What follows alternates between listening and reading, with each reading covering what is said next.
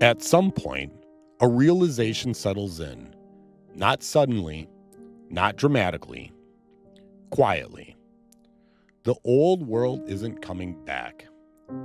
Not because it collapsed overnight, not because someone ruined it, but because it completed its cycle. Every system is built for a specific environment.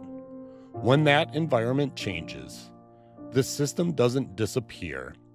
It just stops producing the same results. That's what we're living through now. Most people experience this as frustration. They keep applying familiar strategies to a world that no longer rewards them. They work harder, they optimize more, they argue louder. And when that doesn't work, they assume the problem is personal. It isn't.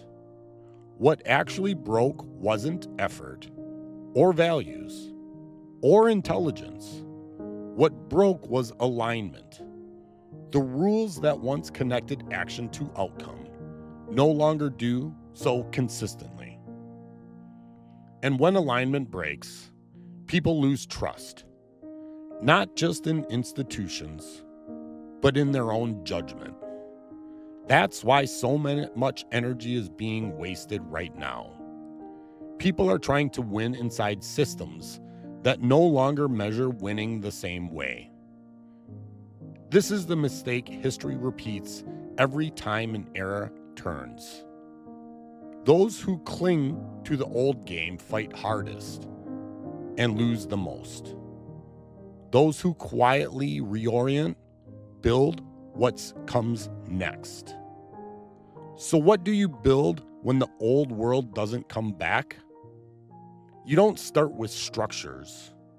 You start with orientation. Before new systems emerge externally, people rebuild them internally. They develop the ability to read incentives inside of stories. Notice where effort compounds and where it leaks. Stay calm enough to see patterns others miss. Act selectively instead of reactively. These aren't motivational traits. They're environmental skills. They matter more during transitions than raw ambition ever did during stability. This is why the next era won't belong to the loudest voices or the most extreme positions. It will belong to the people who understand how systems actually function and position themselves accordingly. People who don't ask, "What should I believe?" but instead ask, "What does this system reward? What does it punish?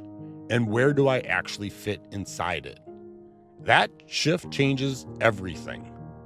It turns confusion into clarity, exhaustion into selectivity, fear into information. This series wasn't about predicting disaster. It was about restoring a capacity to get lost when systems change faster than they were taught to see. The capacity to orient, because once you know where you're standing, you stop waiting for permission. You stop chasing certainty. You stop organizing your life around promises that already expired. And that's when building becomes possible. Not building the past, not rebuilding what failed. Building structures, internal and external, that actually fit the world as it is now. This is where brace yourself ends. But it's not where this work ends, because understanding systems is only the first step. The next step is understanding where those systems are livable and where they aren't, where your effort pays, where it doesn't, and what it actually costs to live inside them. That's what comes next.